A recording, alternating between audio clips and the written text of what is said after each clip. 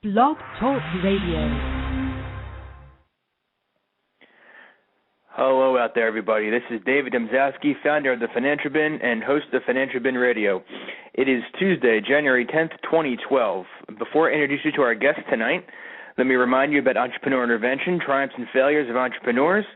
The book debuted in November 2011, and so far we've really received some great feedback regarding it. You can pick up your copy for just 99 cents on Apple's iBookstore, on Kindle, Nook, and on Sony Reader. It's also available in paperback at Amazon and CreateSpace. You can go to financialbin.com and click on the book section at the very top next to the login button for more information. Now let me introduce you to tonight's guest. His name is Dana Severson. Dana is the CEO of Wahooly, which is a group of socially connected individuals that together help launch startups. Please join me in welcoming Dana. Dana, welcome to the program. Thank you. Appreciate you having me, David. No problem at all. It's our pleasure. Let's just jump right into it. There's no reason not to.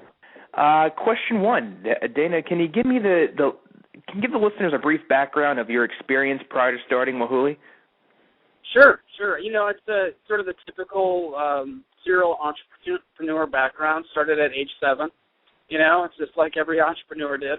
I was trying to come up with a way to make a business out of something. So it's actually kind of a funny story. I'll just mention it briefly. So, you know, a friend of mine and I, when we were 7 years old, literally took our little red flyer wagon down to garage sales in the neighborhood, and we'd negotiate and buy items that we really didn't need.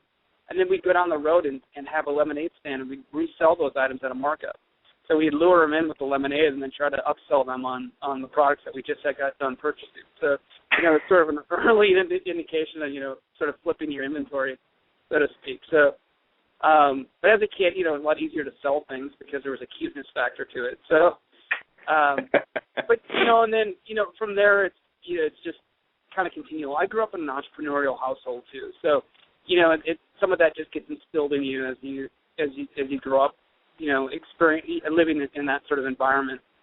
But then, you know, going into college, I think I had 3 different businesses in college, you know, like a coupon book business. And, I mean, they're all sort of typical of what you do from a dorm room.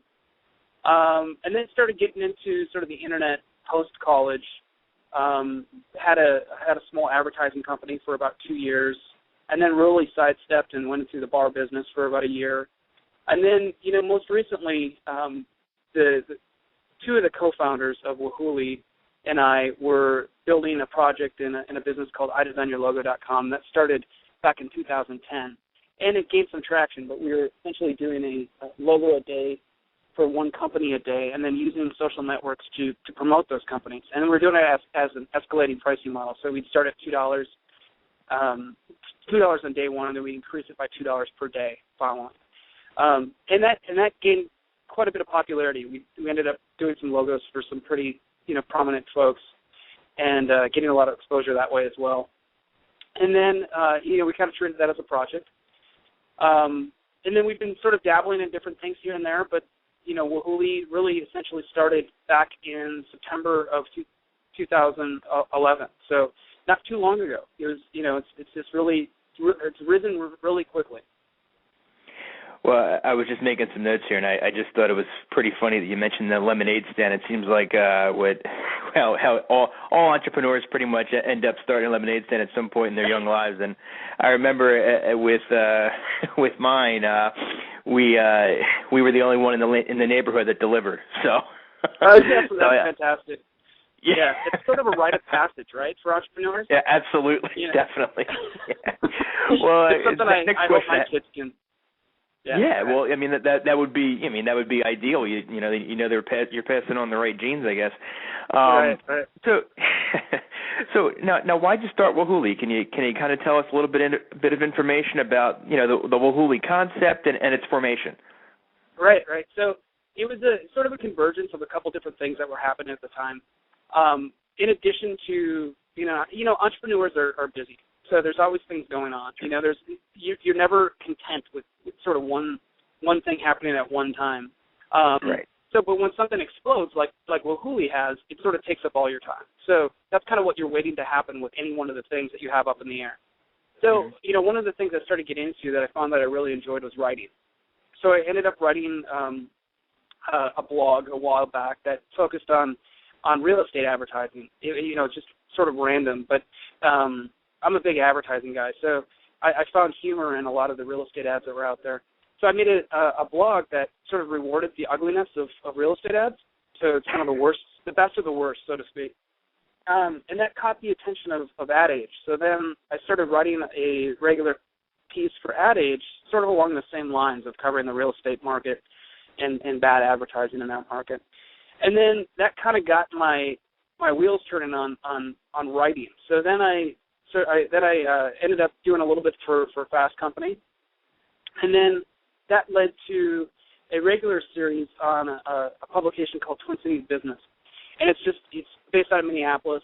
And what my assignment was to cover startups on a weekly basis.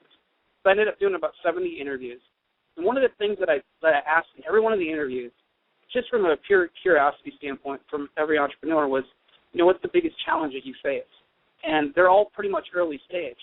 And in one way, shape, or form, it was always coming back to the same thing. It was this idea of traction and momentum. And it took up various forms, but, for the most part, it all boiled down to we need more eyeballs. We need more people talking about what we're doing. We need more signups. We need more this or that. And the other challenge that they were facing was that they didn't have any funding, so they were bootstrapped, as most, startups are.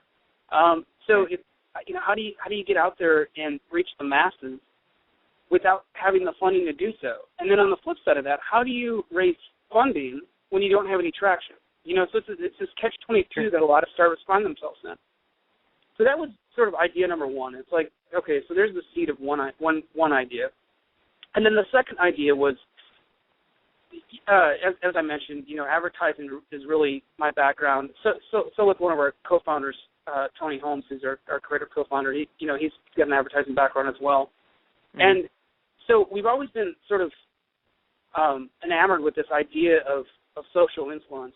And, it's really interesting that the point in time that we're at, because essentially what we've created, we as a community of social networkers, is the biggest media network that's ever existed.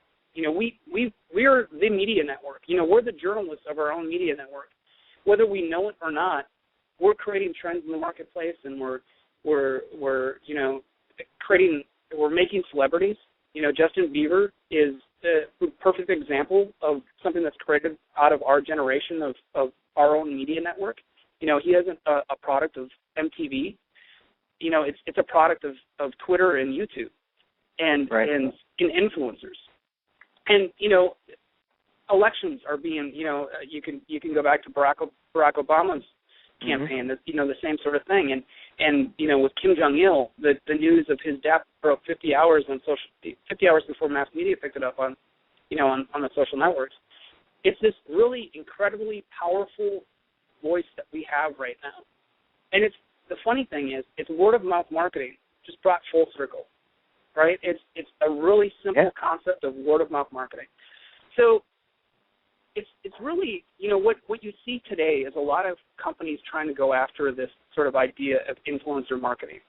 And nobody's really closed the loop on it yet, though, because really the idea is to find collaborative influence. It's not just about individual influence. Everybody has their own circle of influence. Everybody has their own sort of following or friend list or readership or what have you. But it's when you combine all those people that have all these, their own circles, you put them together, that's where you start creating trends in the marketplace.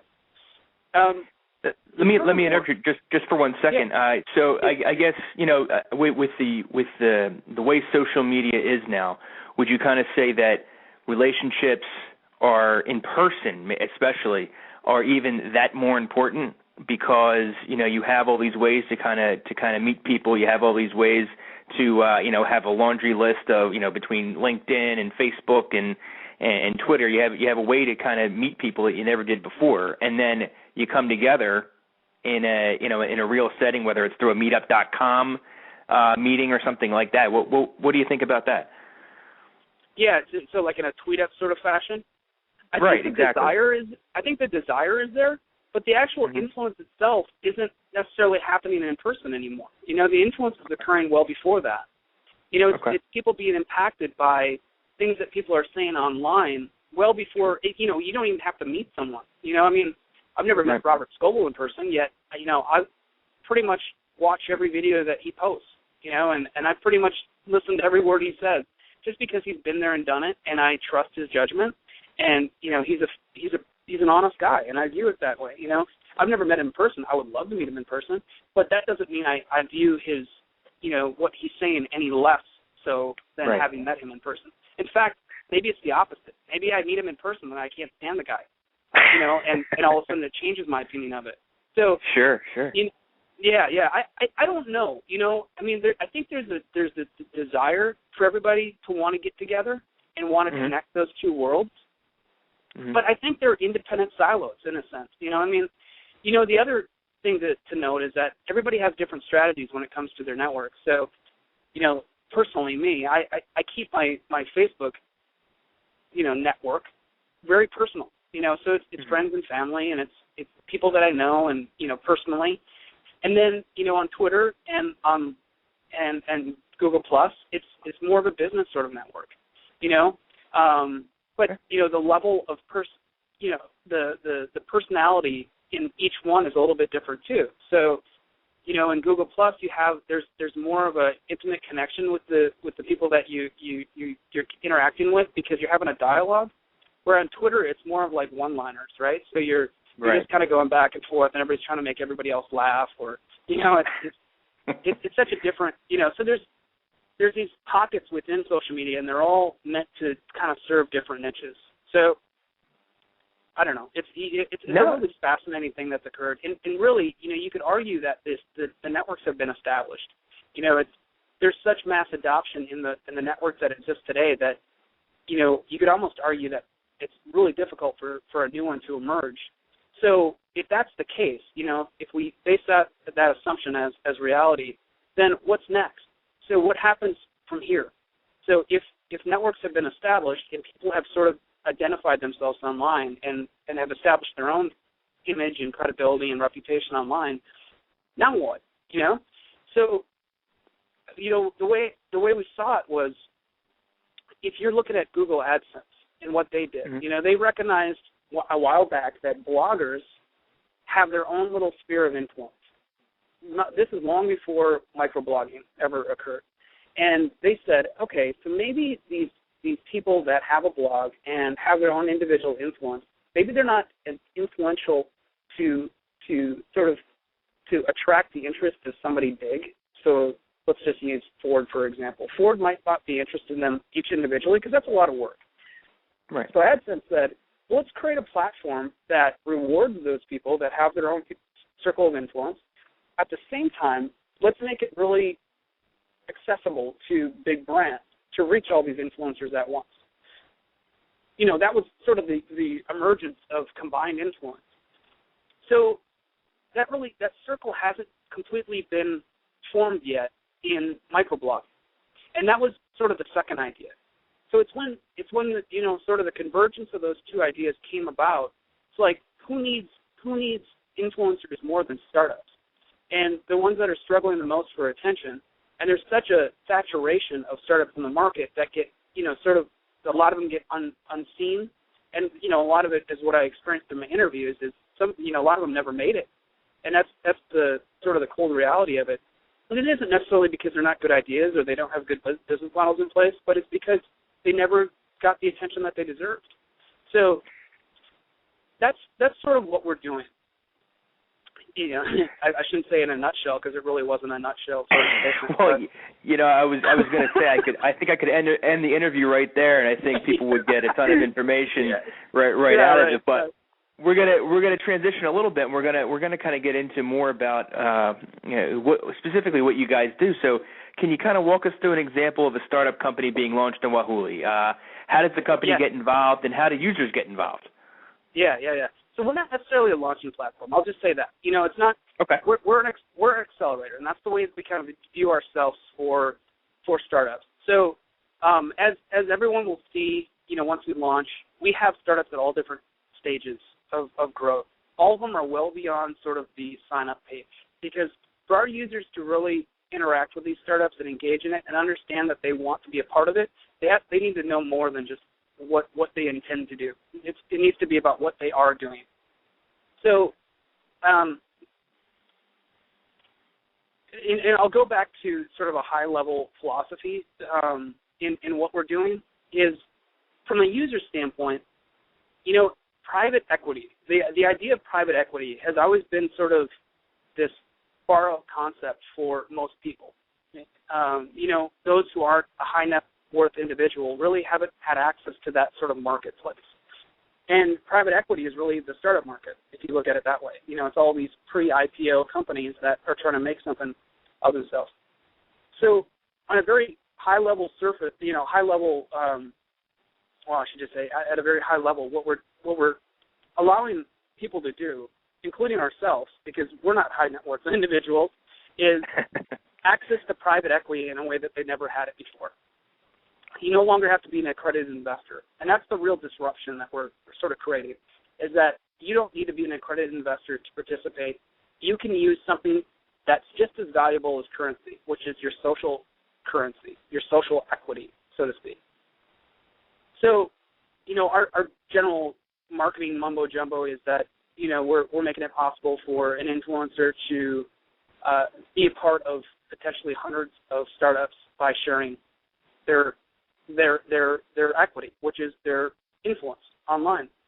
And on the flip side, we're helping solve one of the biggest challenges that startups face today, which is traction. So the way it works is we had an application process, and we had so far we've had about 230 to 240 different startups sign up, apply for our first year. And we're taking 200. So 200 in 2012 is sort of the number that we've been working on. And first quarter we're breaking them up in 50s. First quarter is going to be 50. So we've narrowed that list down, and we'll be launching. I'm just going to say soon. I'm not going to walk in on a date yet, but most people in the circles that have been following Wahooly kind of have an idea of when we're launching. But it's very soon, and we'll be introducing this first batch of 50. It's going to be a roll-up process, so it's not all 50 at once. We still haven't officially decided whether it's going to be 5 or 10 or possibly 15 that will roll out on day one. But generally speaking, what our intention is to roll out a startup once every other day, because we want people to be able to evaluate each startup based on its own merits. We don't necessarily want it to be a competitive sort of environment where, this one's got this or this one's got that. We want it to be an individual effort and allow our users the time to evaluate each opportunity, because ultimately our users decide if these startups are viable or not. So, we vet them as best we can, because we ask a lot of questions before we sort of get them into our system. However, our users will determine whether or not it's something that they want to participate in. And if they don't, then, that startup isn't really part of our program any longer. So if they don't sort of reach a minimum threshold, they're no longer part of it. So what happens on launch day is these startups will get presented to our users, and our users will have, a plethora of different information about each startup, including who the founders are, what their vision is, what it is that they do, be able to go to the website, check them out, figure out how much sort of equity is at play, what was our sort of negotiation, and a general sense of, what point A and what point B looks like. So what are we intending to do in terms of the exit strategy? How long is this campaign supposed to last? And based on that information, they either choose to participate in that startup or they choose not to. Each startup then is limited. So, for example, a startup could be limited to 5,000 users. And what happens then is sort of the magic, right, so to speak. So once a user is into each startup, we track 3 different variables. So we track the value of feedback, we track the level of activity, so the user activity within each startup, and then the third thing that we track, and this is the most public-facing aspect of our model, which is the result of influence. Based on those three variables, we assign sort of a point system. So it's a point value. And by your efforts, by your activity, by your feedback, determines if your point total is going up. If you're doing nothing, so if you're sitting on your hands and you're just trying to float by, what's going to happen is everybody around you that's doing more activity than you or is sharing it more often, or I shouldn't say sharing it, but they're sharing it and it's resulting in action, if all those things are occurring, you'll slowly sort of be diluted down. But the nice thing about what we're building is that you can work in any one of those three variables or in any one of those areas, and you can pick your point total back up at any point in time. So in the end, what happens is our business is based off accelerating businesses. So our whole goal is to see these companies come full circle and, either be sold, IPO, the shares bought back, or sold on the secondary market. When one of those four scenarios occur, that's when everybody cashes out. So, and it's based on the current point total. So, based on the activities that those users have been doing over the over the campaign period. So, that's a remarkable business model. It's like a business model inside a business model almost. That's kind of how I'm hearing it, Well, and I'll just touch on this because it's still in development. But everyone that is part of Wahooly is going to see this on launch day, which is a point system. So there's a whole other layer to what we're doing. While maybe your feedback isn't getting the points that you want, or maybe the result of your influence isn't sort of commanding the points that you want, if your point system is going down, there's a whole other sort of area to our model, which is you're still accumulating for every action that you do. Well, no matter what variable it is, whatever action you do, there are points that are associated to that. So a point system is sort of meant to help users along to kind of move up in the ranks. And as you move up in the ranks, there's certain rewards that come along with that. So there's a couple different layers of benefits to what we're building. Because quite frankly, it's not the stock market. This isn't a public stock market where you can buy and sell shares. It's not a system that most people are familiar with. It's like if you're not an angel investor or a VC, you're not really necessarily coming into it eyes wide open with the idea that private equity startups, they're both gambles and they're long-term investments. It's those two things. So, a lot of our focus has been in, while these investments take time to sort of pay off, what can we do as a community to sort of help each other and reward each other in a way that makes it more, engaging and fun and sort of as I kind of liken it to, sitting at a restaurant waiting for your table, so to speak. You can sit at the bar and have a drink, or you can socialize. There's some that have video games. It's kind of that thing. It's like that sort of mentality. What do we do in between? Well, everybody's kind of just sitting around waiting. So, you kind of taken the gamification or the game mechanics, and you really, you bulked it up. It's almost gamification on steroids. I mean, you really there's really an actual reward that, a physical reward that someone could actually potentially see if one of the companies, one of the exit strategies works out and a company makes some money. Yeah. I mean, it's been done before. So it's like, Talent Zoo did it back in '98, and people actually cashed out. Right. I mean, there's a lot of policies that have changed since '98, of course, in the 13 years since that occurred. Lots happened in the SEC in terms of what can be done and how it needs to be done, and that was that was our biggest challenge, sort of before launching, which is how do we structure this thing so it abides by SEC guidelines, and then once sort of that was figured out, then how do we structure this thing so it abides by FTC guidelines? And then, once that was figured out, it was how do we abide by, it just goes on and on. But of course, we never really set out to sort of figure out how to work within the confines. It's always been, what can we do different to make, how can we create solutions? So, rather than trying to find workarounds, how do we find solutions to things that, what haven't people been thinking about yet?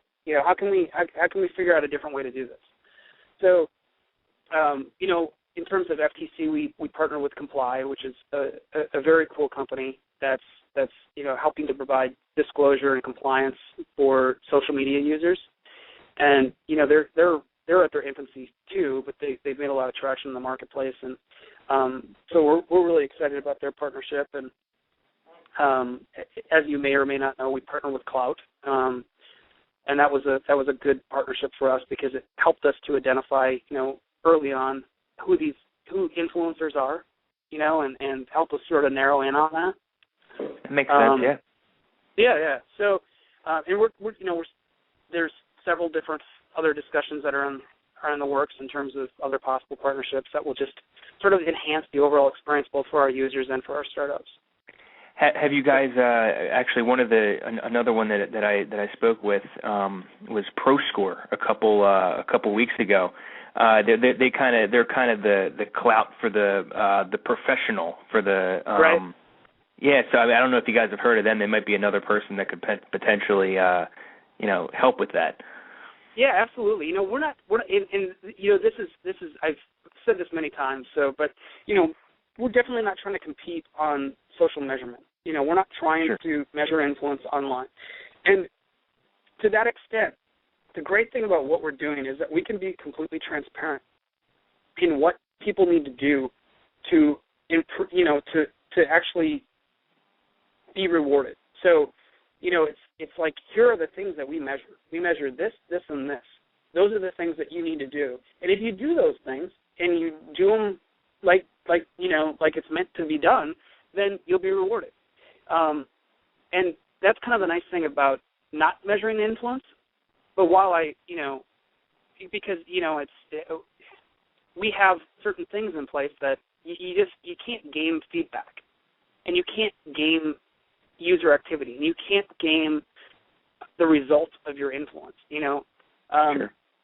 So that there's certain things in place that make us feel really comfortable about putting our model out there and saying, here's what you need to do. Well, we're running out of time here, so I want to stick to the one last question here. You got 30 seconds. I'm just setting a time limit on this one. I'm just kidding. But if you could offer the members of no, please, it's great information. If you could offer the members of Generation Y one piece of advice, what would it be? Well, I'll give you the one that was instilled in me from my father, which is sort of a born-in, baked-in entrepreneurial piece of wisdom, which is, why do something for somebody else when you can do it for yourself? And that's, it's the thing that my father always challenged me on. It's, if I ever got excited about something that was somebody else's business, he always said, well, why are you doing that if, why don't you just go do it for yourself? And it always just occurred to me, like, duh, well, yeah, you're right. Why don't I? And it like broke down all the other barriers around it, and it made it really simple to look at. And you go, okay, sure, I'll just go do it for myself. Absolutely. So, yeah. Well, you really are. I mean, you're really taking the bull by the horns. You really took your father's advice to heart. I mean, you're creating a whole system. Yeah. That's the cue right there. Well, Dan, I really want to thank you for coming on. It was very enlightening. It really, I mean, you clued me on some stuff that the SEC thing I didn't even think about. I mean, that it was really educational. I really appreciate it. Oh, that's great. Great. Thank you so much. I really appreciate the opportunity to talk to you. Well, we wish you the best of luck, and we're definitely going to keep tabs on what you guys have going on over there. I think it's a really promising thing, and I wish you guys the best of luck. I appreciate that, David. All right. Take care. All right, you too. Thank you. Bye. Yep, thanks. Bye. Well, that was Dana Severson. Dana was joining us from Wahooly as the CEO. I want to thank you guys for stopping by and for listening to this tonight. Quite a detailed podcast by Dan, and we certainly appreciate his insight. But this is David Domzalski. I'm the founder of the Financial Bin, host of Financial Bin Radio. Join us next time on Thursday. We'll be talking with Danny Donahue, freelance writer and voice talent. Thank you very much.